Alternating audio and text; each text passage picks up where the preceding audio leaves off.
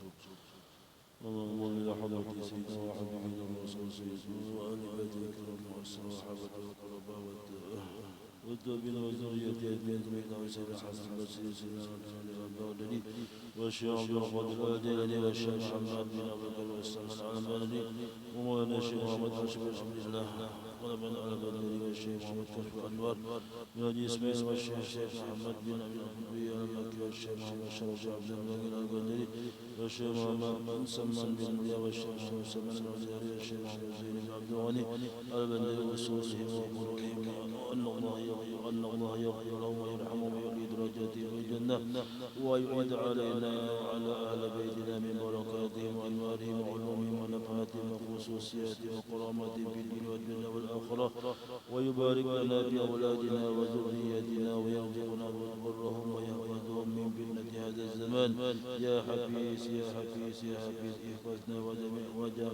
وجميع الأهل والعيال من جميع الآفات والآهات والأذيات والبليات اللهم اجعل جمعنا هذا جمعا مرحوما وتفرقنا من بعده تفرقا معصوما واختم بالصالحات أعمالنا وطول أعمارنا بخير وعافية على هذه النية كل نية صونا إلى حضرة النبي الفاتحة من الشيطان الرجيم بسم الله الرحمن الرحيم الحمد لله بعد من الرحمن الرحيم مالك يوم الدين إياك نعبد وإياك نستعين صراط المستقيم صراط الذين أنعمت المغضوب عليهم ولا الضالين آمين بسم الله الرحمن الرحيم الحمد لله الذي اختص قوما لمحبته وقام قوما لخدمته والصلاة والسلام على أشرف الأنبياء والمرسلين سيدنا ومولانا محمد الأمين وعلى آله وأصحابه أجمعين أما بعد فهذه ورقات قليلة تحتوي على معاني جزيلة ومناقب عزيزة للعارف الرباني والعالم الصمداني أبي البدلي الذي يدعو التالي ويرجع إليه العالي شيخ الطريقة السمانية في المنطقة البنجرية الشيخ محمد زيني بن عبد الغني وسميناها بغية المحبين ونسأل الله الكريم المنان ونتأسل بنبيه سيدي ولد عدنان اجعلنا معها دائم السيلان بيننا وبين الإخوان من وقتنا هذا إلى آخر الزمان ويبلغنا بها إلى فاسه جنان دار النعمة والامتنان آمين يا رب العالمين. Dengan nama Allah yang Maha Pengasih lagi Maha Penyayang, segala puji bagi Allah yang telah memilih ia akan satu kaum untuk mencintainya dan mendirikan ia akan kaum yang lainnya untuk berkhidmat membantu kepadanya. Salawat dan salam atas semulia Nabi dan Rasul, junjungan dan penghulu kita Nabi yang sangat dipercayai dan atas keluarganya dan sahabatnya sekalian. Adapun kemudian daripada itu bermula kitab ini adalah beberapa lembar kertas yang sangat sedikit namun mengandung makna yang banyak. Ia adalah sebuah manaqib yang sangat mulia bagi seorang arif rabbani dan alim samadani Abil Badali yang menjadi ikutan bagi orang yang di belakangnya dan tempat kembali bagi orang yang terlewatinya.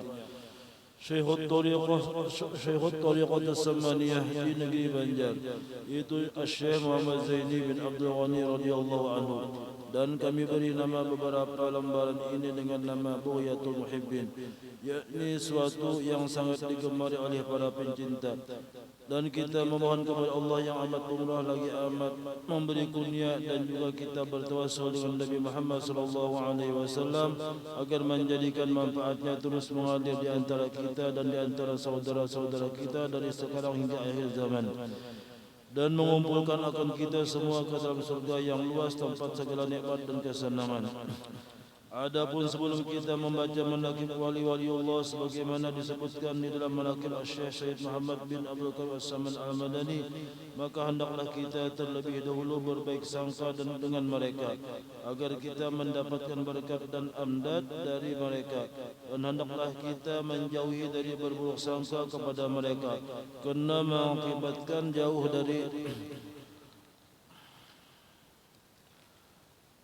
dari manfaat berkat dan amdad dari mereka, sekalipun kita sudah berkhidmat kepada mereka 100 tahun lamanya.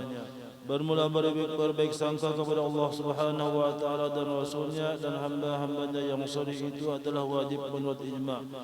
Sebagaimana sabda Rasulullah sallallahu alaihi wasallam, khoslatani laisa fawqahuma syai'un minal khair, husnul zanni billahi wa husnul zanni bi ibadillah, wa khoslatani laisa dunahuma syai'un minasyarri, su'ul zanni billahi wa su'ul zanni bi ibadillah.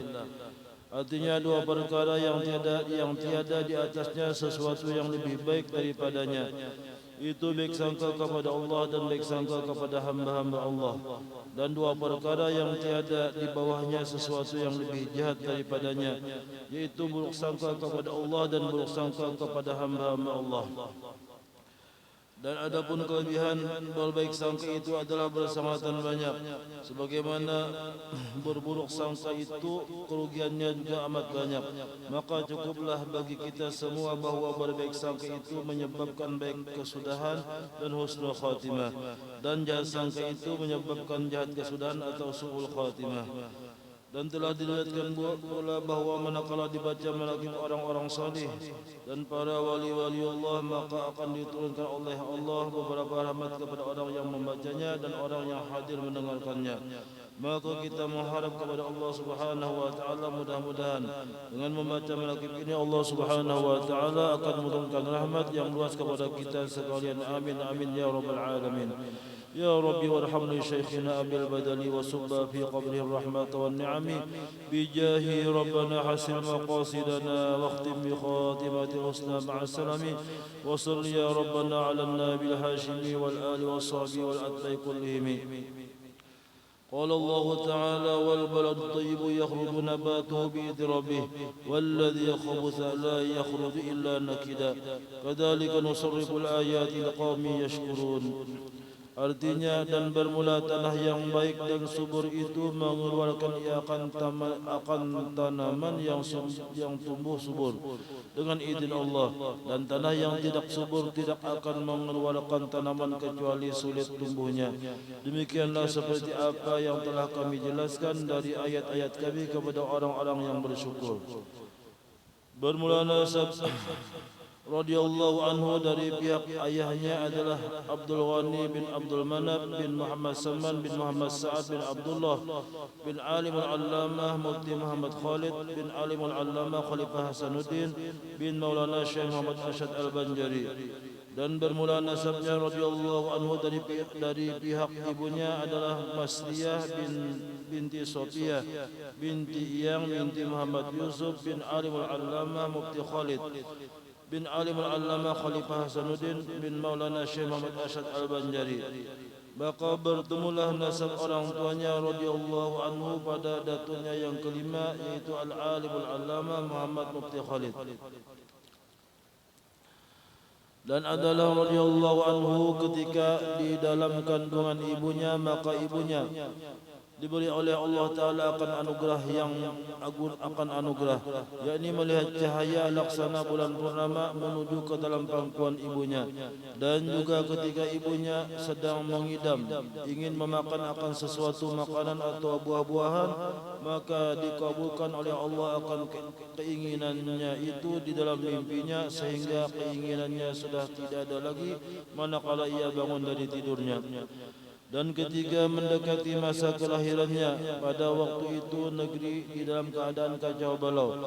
Itu waktu tentara penjajah Jepang sudah memasuki negeri Banjar, dan untuk mendapatkan keamanan, maka kedua orang tuanya radhiyallahu anhu keluar dari kampung Keraton ke kampung Tunggul Irang menuju ke rumah Abdullah, yakni sepupu dari neneknya yang bernama Sofiyah.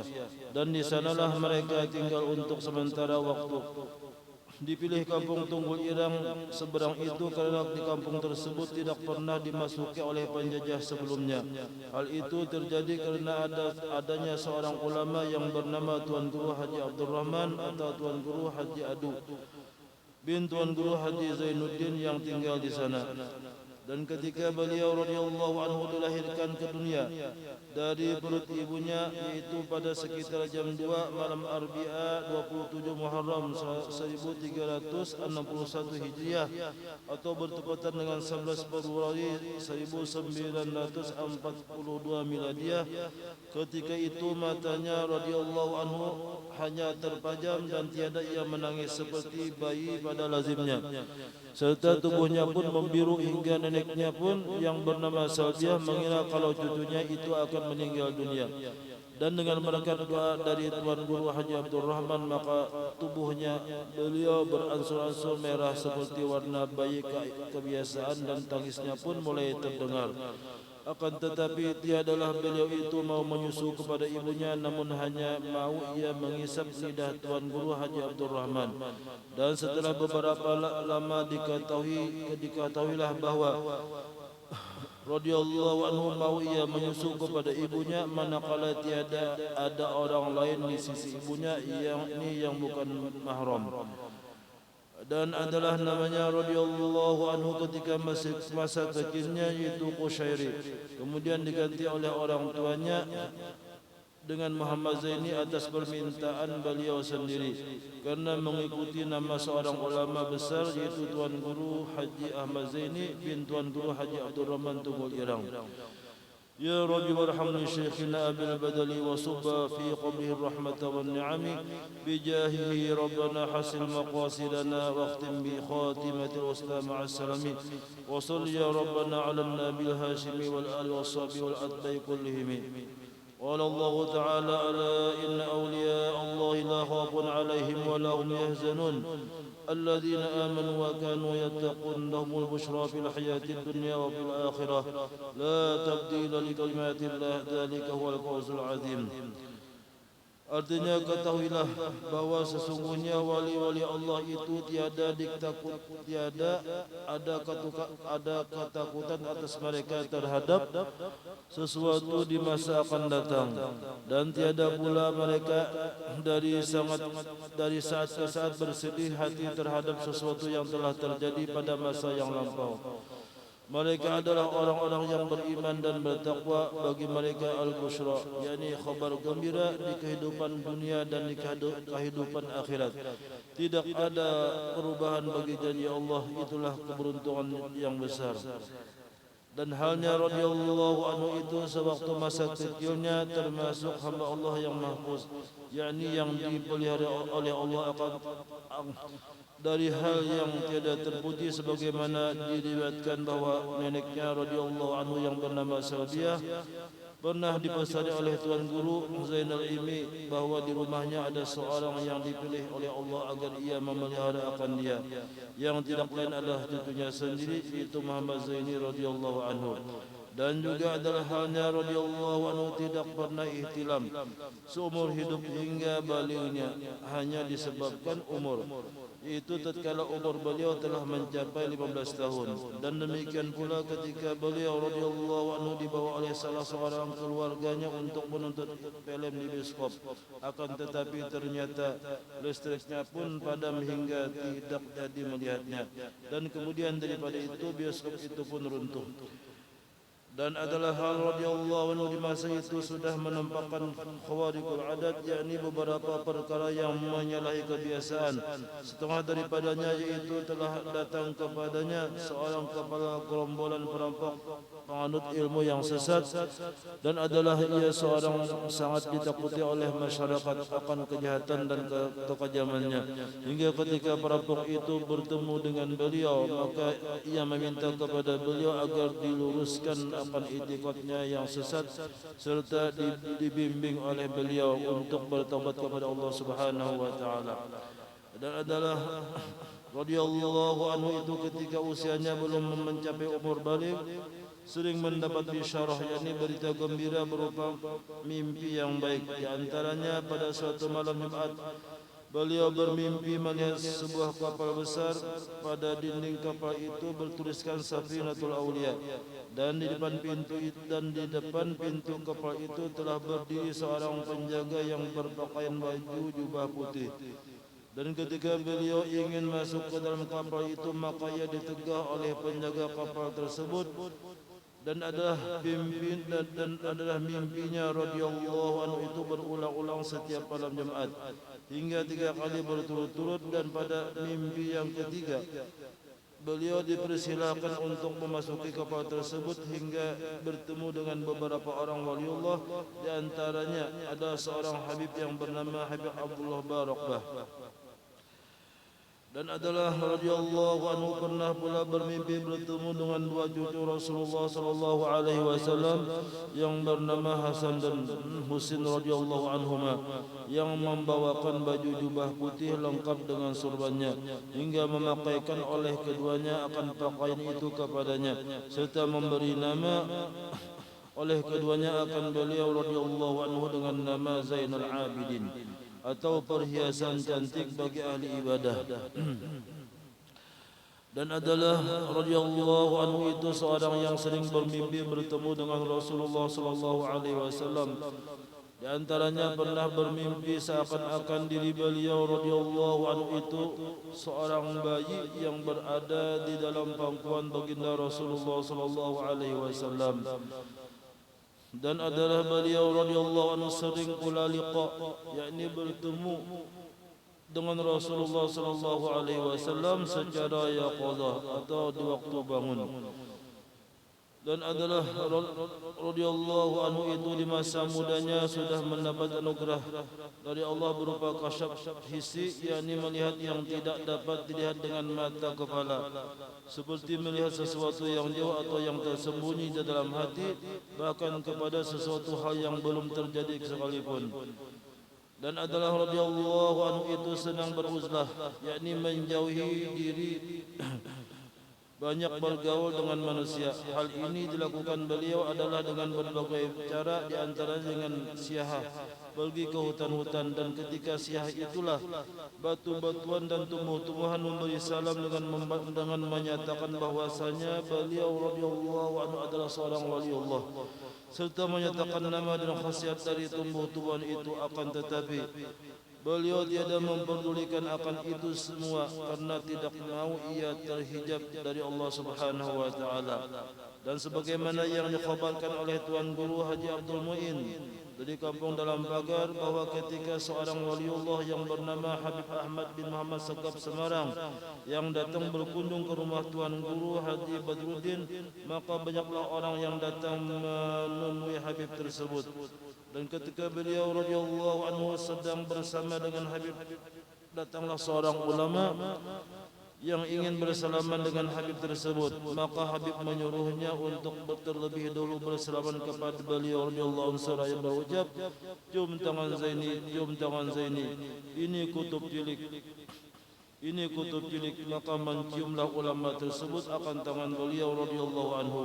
Padahal di masa itu adalah beliau radhiyallahu anhu masih menuntut ilmu di pondok pesantren Darussalam.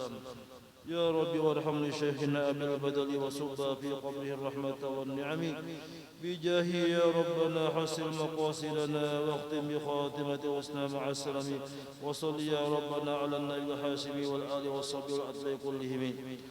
Qala Allah Ta'ala yarfa'illahu alladhina amanu minkum walladhina utul ilma darajat wallahu bima ta'maluna khabir. Artinya selagi meninggikan oleh Allah akan orang-orang yang beriman di antara kamu dan orang-orang yang diberi ilmu pengetahuan beberapa derajat di dunia dan di akhirat. Dan bermula Allah Ta'ala adalah yang amat mengetahui dan barang yang kamu dengan barang yang kamu perbuat. Bermula orang yang pertama mengajari serta membimbing beliau radhiyallahu anhu orang tuanya dan neneknya sendiri yang mengajari akan ilmu tauhid dan ibadah dan akhlak serta membaca Al-Quran, dan kemudian dilanjutkan belajar membaca Al-Quran kepada Guru Hasan Pasayangan. Dilanjutkan belajar membaca Al-Quran, dan ketika beliau radhiyallahu anhu berusia 7 tahun sudah mulai belajar di Madrasah Islamiyah Kampung Keraton Penatapura, dan adalah guru-gurunya ketika itu Guru Abdul Muiz dan Guru Ahmad Zaini Umar. Dan adalah radhiyallahu anhu ketika berumur 9 tahun mulailah ia belajar di Madrasah Darussalam Tapura.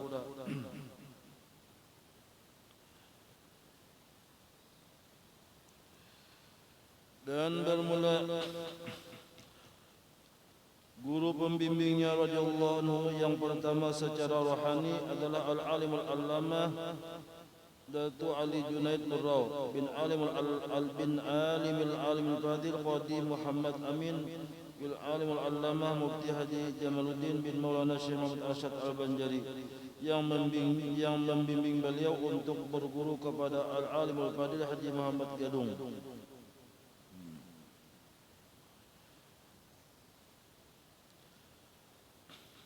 Yang membimbingnya untuk berguru kepada Al-Alimul Fadil Haji Muhammad Gadung bin Alimul Fadil Haji Salman Al-Farisi bin Alimul Fadil Haji Qadi Haji Mahmud bin Asya binti Maulana Syekh Muhammad Arsyad Al-Banjari untuk mempelajari hal ihwal tentang Nur Muhammad.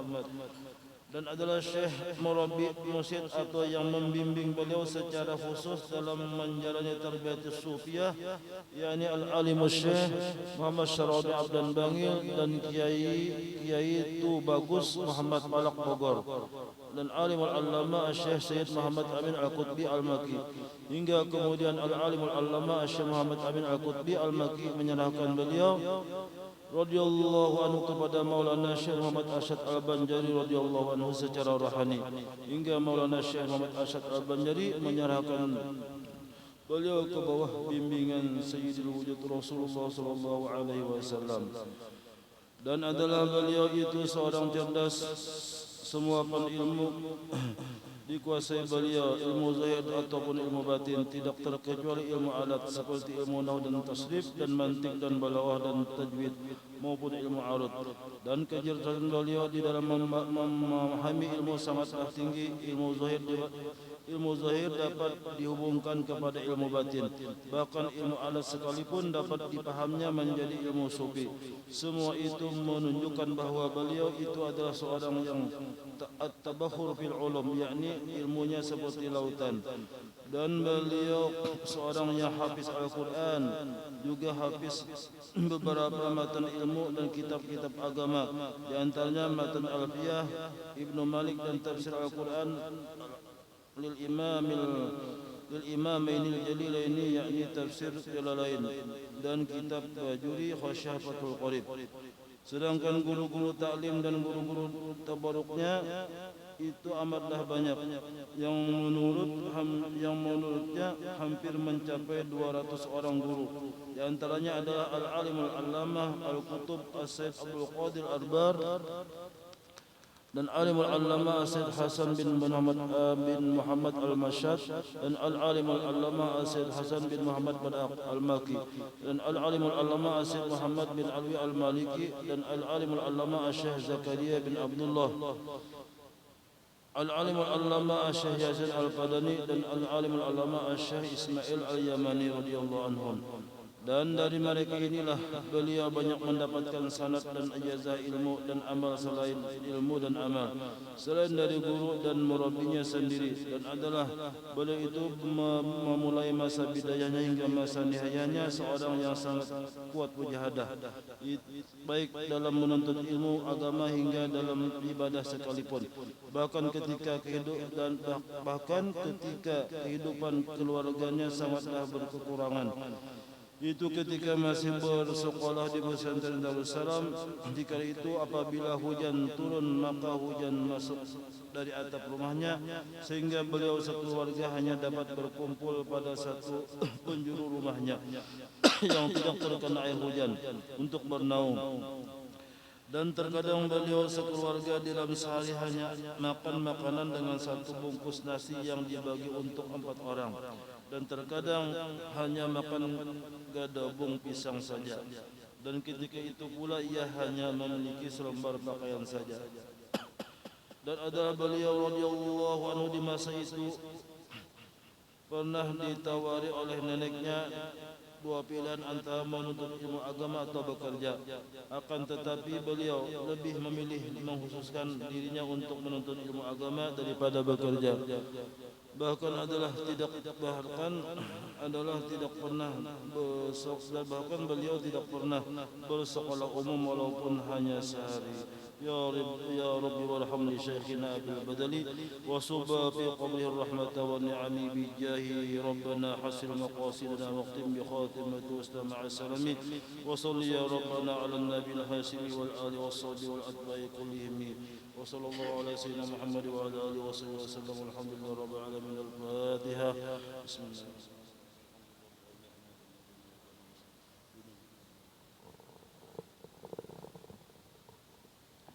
الذين آمنوا بأن قلوبهم بذكر